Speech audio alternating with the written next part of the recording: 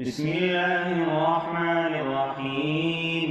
يسبح لله ما في السماوات وما في الأرض الملك القدوس العزيز الحكيم. هو الذي بعث في الأميين رسولا منهم يتلو عليهم آياته ويزكيهم ويعلمهم الكتاب والحكمة وإن كانوا من قبل لفي ضلال مبين. وآخرين منهم لما يلحقوا بهم وهو العزيز الحكيم.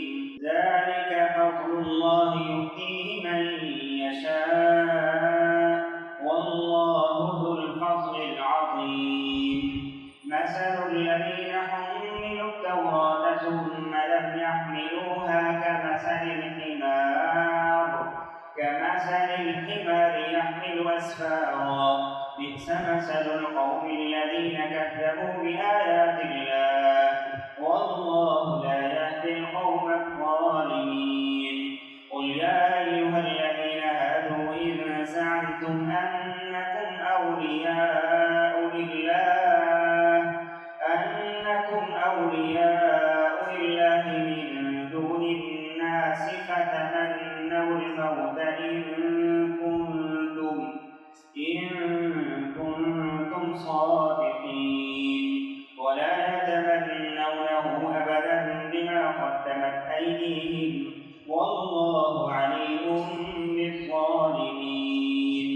قل إن الموت الذي تفرون منه فإنه ملاقيكم ثم تردون إلى عالم الغيب والشهادة فينبئكم بما كنتم تعملون.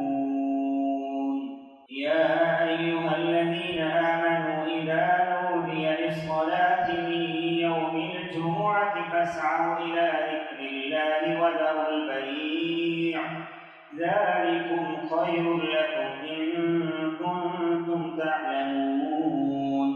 فإذا قضيت الصلاة فانتشروا في الأرض وابتغوا من فضل الله واذكروا الله كثيرا لعلكم